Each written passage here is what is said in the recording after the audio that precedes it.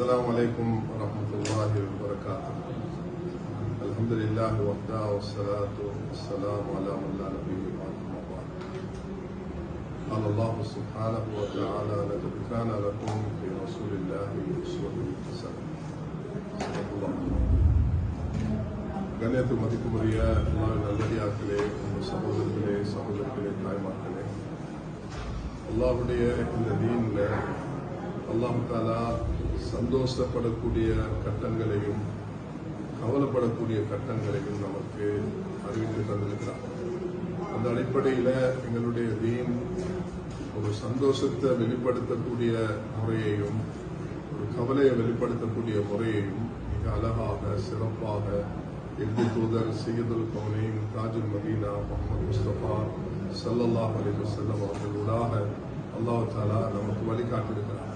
அந்த அடிப்படையில் ரமதானுடைய இந்த சிறப்பான நோன்பை நோற்று நாம் இறுதி காலங்களில் லைலத்துல் கத்ரை அடைய வேண்டும் என்ற பெரும் ஆவலில் அல்லாஹ்விடத்தில் மன்றாடி இன்றைய இலங்கையில் நாட்டில் பல பகுதிகளில் குறை தென்ற அற்பன்பட்ட அடிப்படையில் பெரிய பெரியவள்ளி வாசலில் இருந்து நாம் ஜமியத்துல் உலமா பெரிய பள்ளியுடைய தலைவர் அங்கு இருக்கக்கூடிய துறைக்குழு இன்னும் நாட்டில் உள்ள முக்கியஸ்தர்கள் முஸ்லிம் ரிலிஜியஸ் கல்ச்சரல் அஃபேர்ஸ் மினிஸ்ட்ரியுடைய டைரக்டர் எல்லோரும் சேர்ந்து நாளைய தினம் நாங்கள் இன்ஷா அல்லாஹ் தஆலா சிறப்பாக திங்கட்கிழமை 31ஆம் தேதி பெருநாள் கொண்டாடுகிறோம். இந்த பெருநாளை கொண்டாடும் பொழுது ரெண்டு வகையான நிலைப்பாடுகள் இருக்கின்றன.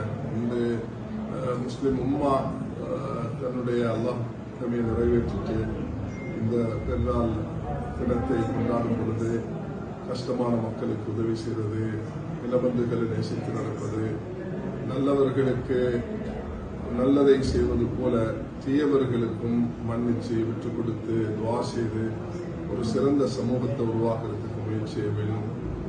ரமதானுடைய காலங்கள் என்னென்ன வழிகாட்டல்கள் போதனைகள் முன்வைக்கப்பட்டனவோ அவர்கள் எடுத்து நடக்கூடிய பாக்கியத்தை தக்வாவுடன் வரக்கூடிய காலங்களை செயல்படுத்தக்கூடிய பாக்கியத்தை அல்லாஹ் நமக்கு நசீபாக்குவானாக.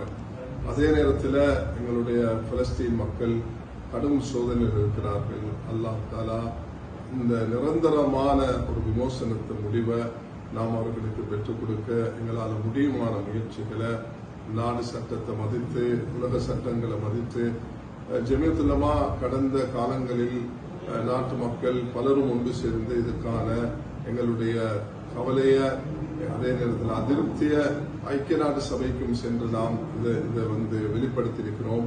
அதனால உலமாக்களாகிய நாம் அனைவர்களும் பலஸ்தீன் மக்களோடு இருக்கிறோம். அவர்கள் அநியாயத்துக்கு உட்காக்கப்பட்டிருக்கிறார்கள். உலக மக்கள் மீது கடமைப்பாடு ஒன்று இருக்கிறது. ஐக்கிய நாடு சபை எடுத்த சில தீர்மானங்களை கூட மதிக்காத ஒரு நிலைமை ஒன்று நாங்கள் இதில் கண்டு வருகிறோம். அதனால் அல்லாஹ் இடத்துல மன்றாடுவோம். வெகு விரைவில் அல்லாஹ் சுப்ஹானஹு வ தஆலா இந்த சோதனையிலிருந்து விடுவித்து ஒரு நிம்மதியான சூழலை ஏற்படுத்தி தர வேண்டும். இந்த நாட்டு மக்களும் உலக மக்களும் நிம்மதியாக வாழ அல்லாஹ் கிருபை செய்வானாக. வாஹிரு தஅவானா ரப்பில் ஆலமீன். அஸ்ஸலாமு அலைக்கும் வரஹ்மத்துல்லாஹி வபரகாத்துஹு.